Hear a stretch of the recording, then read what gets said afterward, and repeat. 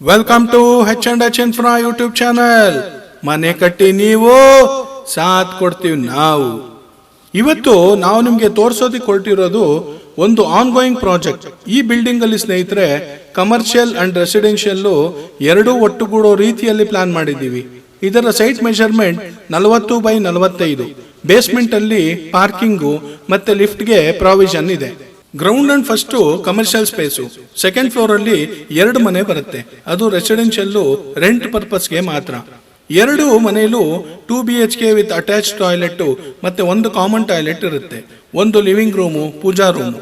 Doors and windows ಎಲ್ಲ teak wood ಹಾಕಲಾಗುತ್ತೆ. ಹಾಗೆ ಫ್ಲೋರಿಂಗು ಗ್ರಾನೈಟ್ ಹಾಕ್ತೀವಿ. 3rd ಫ್ಲೋರ್ ಅದು ಕಂಪ್ಲೀಟ್ ಆಗಿ ಓನರ್ಸ್ ಏರಿಯಾ. ಇದರಲ್ಲಿ living room 18x20 square feet ಇರುತ್ತೆ.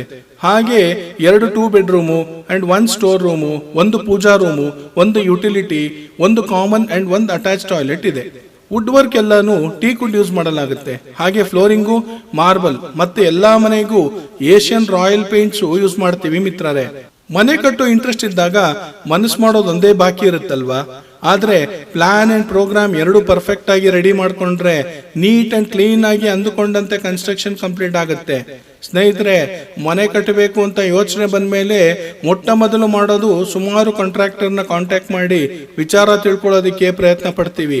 ಅದು ವೆರಿ ಕಾಮನ್. ಆದ್ರೆ ಅನುಭವ ಅನ್ನೋದು ತುಂಬಾ ಮುಖ್ಯವಾಗಿರುತ್ತೆ. ನೀವು ಫೈನಲ್ ಮಾಡುವಂತ ಕಾಂಟ್ರಾಕ್ಟರ್ ಅನುಭವ ಮತ್ತು ನಿಮಗೆ ಎಷ್ಟರ ಮಟ್ಟಿಗೆ ಸಹಕಾರಿಯಾಗಿರ್ತಾರೆ ಅನ್ನೋದನ್ನ ಡಿಸೈಡ್ ಮಾಡಿ ಅಂತವ್ರಿಗೆ ಕೆಲಸ ಕೊಟ್ಟಾಗ ನೀವು ನೆಮ್ಮದಿಯಿಂದ ಇರಲು ಖಂಡಿತ ಸಾಧ್ಯ. ಅದಕ್ಕೆ ನಮ್ಮಲ್ಲಿ ಬರುವಂತ ಎಲ್ಲಾ ಕ್ಲೈಂಟ್ಸ್ಗೂ ನಾವು ನಮ್ಮ ಅನುಭವ ಮತ್ತು ಎಲ್ಲಾ ವಿಚಾರವನ್ನು ಅಗ್ರಿಮೆಂಟ್ ಮುಖಾಂತರ ಕಮಿಟ್ಮೆಂಟ್ ಕೊಟ್ಟು ಸಲಹೆ ಸೂಚನೆಗಳನ್ನು ನೀಡ್ತೀವಿ.